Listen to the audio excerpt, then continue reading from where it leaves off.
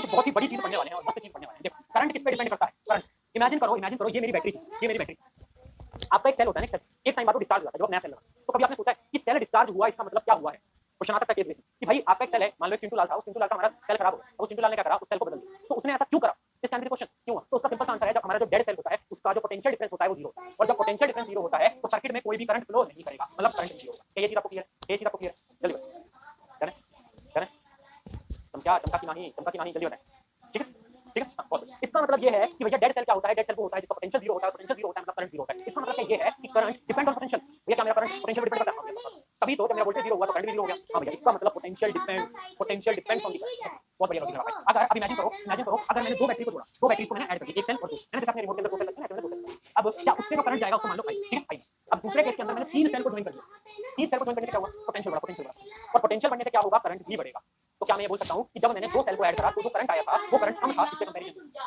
मतलब अगर मेरा वोल्टेज बढ़ रहा है तो करंट भी बढ़ रहा है। बताओ हाँ बताओ, इसका मतलब जब भी मैं वोल्टेज बढ़ाता हूँ तो मेरा करंट भी बढ़ जाता है। हाँ ना मेरे हाँ ना, अब ये बात तो सही है, ये बात तो बिल्कुल सही है, बात तो बिल्कुल सही है, क्या बात है ना, बात तो बिल्कुल सही है।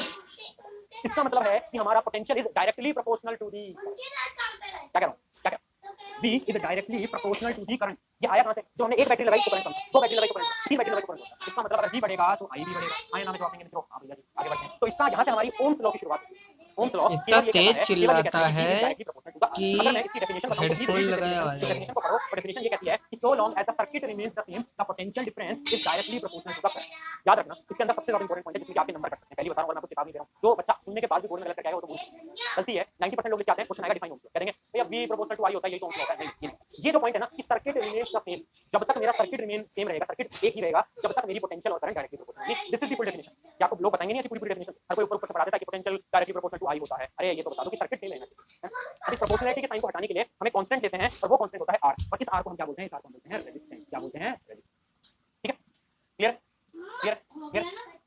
अब V और I का ग्राफ समझ लेते हैं। V और I का ग्राफ, V और I का, अब आपको पता है यहाँ मेरा V है, यहाँ पर मेरा I है। अगर V और I डायरेक्टली प्रोपोर्शनल है तो जैसे जैसे V बढ़ेगा वैसे वैसे I बढ़ेगा। तो इसका जो ग्राफ है वो ऐसा होगा, इस प्रकार का होगा। अगर कोई भी आपसे ग्राफ पूछ लेगा तो क्या आप ग्राफ बना सकते हो? हाँ भैया बिल्कुल बना सकते हैं, इसमें बढ़ेगा, ये तो मैं बना लेंगे। हाँ बहुत बढ़िया, बट आपसे ग्राफ पूछेगा नहीं, आपसे ये पूछेगा V और I ग्राफ की जो स्लोप है, ये जो स्लोप है वो किसको रिप्रेजेंट करती है? तो जो स्लोप है ये रिप्रेजेंट करती है रेजिस्टेंस को। किसको रिप्रेजेंट करती है बेटा? रेजिस्टेंस को। ये क्या है? इतना समझ लो, इतना समझ लो, जिंदगी में खुश हो जाओगे, जिंदगी सुखद मिलेगी। ठीक ठीक, क्या लिख रहे हैं? श्रेया लिख रही है why it is necessary to put the circuit in. अभी समझा रहा हूं, थोड़ी देखेंगे कैसे तो ऊपर आंसर दूं, क्योंकि सर्किट जब तक सेम रहेगा, जब तक रिलेशन सेम रहेगा। क्योंकि अगर आपने सर्किट बदल दिया तो चीजें उलट पुलट हो जाएंगी, क्योंकि रेजिस्टेंस बदल जाएगा, रेजिस्टेंस बदल जाएगा, रेजिस्टिविटी अभी आगे बढ़ाते हैं, नहीं बढ़ा, उसको आगे बढ़ते हैं। चलो यहां तक क्लियर कि रेजिस्टेंस। अब सबसे बड़ा डाउट, एक बच्चा मेरे से पूछ रहा है कि भैया जी व्हाट इज रेजिस्टेंस? रेजिस्टेंस क्या होता है? देखिए ये मेरे पार्टिकल से इलेक्ट्रॉन है, प्रोटॉन, ये मूव कर रहे हैं, ये मूव कर रहे हैं।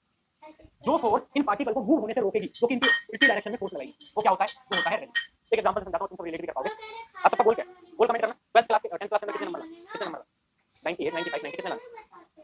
चलिए कमेंट कमेंट 95 96 98 ये सारे कमेंट लाए, ये सारे का सारे आपका गोल। अब ये जो गोल है ये आपका पाथ है, इस पाथ के ऊपर आप चल रहे हो। अब कुछ चीज आएंगी जो कि आपको इस पाथ से रोकेंगी। वो क्या है? वो है आपके डिस्ट्रैक्शन। जैसे कि आपका फोन, इस फोन में आप इसका यूट्यूब शॉर्ट सब कुछ देख रहे थे, और वो क्या है? वो है रेजिस्टेंस, जो कि आपको रोक रहा है। आप एक पाथ में चल रहे हो, बट उस पाथ में जाने से आपका एम है 95% का, बट आपको 95% अचीव करने में ये फोन या फिर इंस्टाग्राम ये सब आपको रोक रहा है। तो वो क्या हुआ? वो आपकी जिंदगी का क्या हुआ? आपकी जिंदगी का रेजिस्टेंस हुआ। क्या हुआ आपकी जिंदगी का? रेजिस्टेंस। सिमिलरली रेजिस्टेंस क्या होता है? वो होता है जब एक इलेक्ट्रॉन मूव करता है कंडक्टर के अंदर